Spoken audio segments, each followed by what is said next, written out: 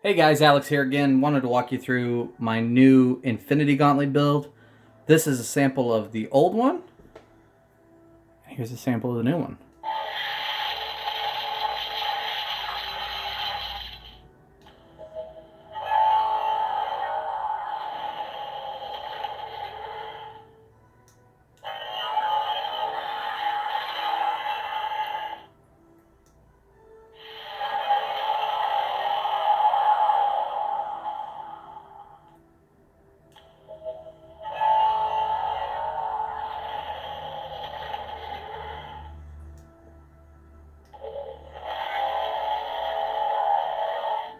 And then now for all of them.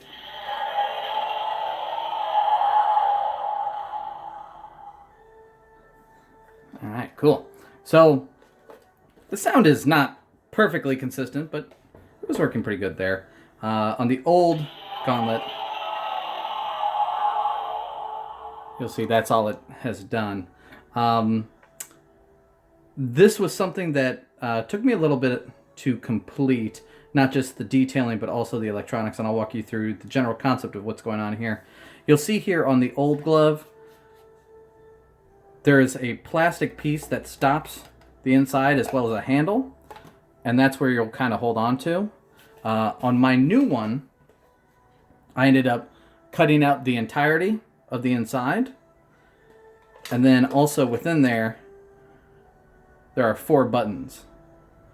So this will control 1, 2, 3, and then the 4th button switches between the top 3 stones, time, power, space, and then the bottom 3 stones, which would be reality, soul, and mind. And so that can be switched with these two. So say, for example, holding down the 1st button will get the time stone. Holding down the 4th and the 1st will go 1, 2, 3, 4. So it'll actually light up the reality stone. So that goes in here. So when you put your hand into the gauntlet, it will grip that. This is based off of an Arduino Nano. Through this, I've actually got a 4.5 volt battery pack hooked up to it that you can turn on and off on the inside. Power runs through the main board, and then we'll also go through a converter that will convert it down to what I believed was the traditional running voltage on this, about 3 volts to power that. So this was actually, this took 2 AA batteries, and then mine will take 3 AA batteries because you also have to power the board, and it needs a little bit more voltage in order to do that. So from here, it powers the board, but then it also powers this converter that converts it down to 3 volts. And then I took the soundboard out of this one and put it in here. That was a little tricky. It's not super consistent. What I'm doing is I'm actually getting a feed off of this board in order to connect 2, let's call them circuit points on the original board that came with the Gauntlet. And that's what produces the sound. And then the speaker is in the same spot through here, so you do get some pretty decent sound. So it's not completely consistent. The lights are 100% consistent in order to set those up, but the sound gets a little wonky from time to time. So now that I've had this on, let me run through it to see if the sound still works. It probably won't, but let's take a look here. Okay, so first button.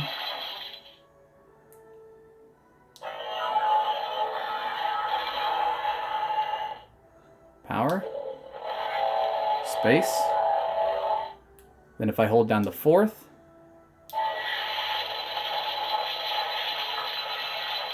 reality, mind, or soul rather, and then mind. And then if I hold down all 3 of these, click it on and it'll stay on. So that's how that was done. There's also an excellent video on how to paint the Gauntlet up like this. So to take it from this original plastic, which honestly doesn't look too bad, to a really nice, almost movie accurate kind of look. There was a video that showed you how to do that. But for just kind of the cliff notes of it, I did use this Rust-Oleum metallic. This is a rose gold color for kind of the base. Now, in order to do that, you're going to want to prep the surface. The hardest part are these knuckles. As you can see on the original, they're made of a rubbery material. It's incredibly difficult. That was probably the hardest thing with this project, was just finding a way to get paint to attach to this thing and stay on. And once it is on, you really can't mess around with it too much because it'll start to chip off and kind of show what's underneath it. But what I ended up doing is I ended up roughing up the entirety of this to try to get a little bit of grip for the paint. Ended up throwing on a couple of layers of primer and then a little bit of this automotive enamel that worked pretty well. Once I got that done, hit it with the rose all over. And then what you'll see, so once you get the rose color on, then you do a little bit of fine detail work with this metallic gold. So you'll see a little bit of detailing here, and with the gold, a little bit around here, a little bit on the knuckles, in order to produce a bit of a wear and tear. And then finally, what really seals it is this Create FX acrylic wash. As I said before, there's another video all about it, but this was what really made the whole thing look great. And then after that, I just coated everything in the automotive enamel, probably about 15 times, in order for it to get to the consistency where I can feel comfortable that paint's not going to come off on my fingers, that you can have some reasonable wear and tear on it without it just getting absolutely destroyed the first time that you take it out or do anything with it. So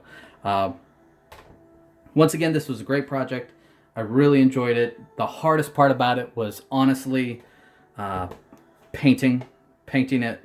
Painting specifically the knuckles was easily the most difficult part, was just trying to find a way to get those together. But once everything came together, we put some LEDs into it and then attached those to the circuit board down here.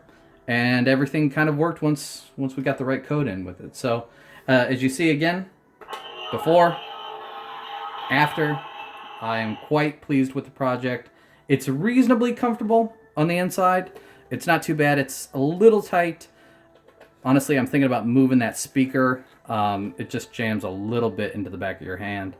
But, you know, reasonably, if you wanted to wear this for, goodness, I don't know, 20, 30 minutes, it wouldn't be the worst thing in the world. But I probably wouldn't have it on my hand at some sort of convention all day long. So if you do have any questions, feel free to leave them in the comment section, and I'll try to answer whatever I can. And then hopefully someday here soon, I'll put up the entire code onto GitHub, and then you guys can take a peek at that too, okay?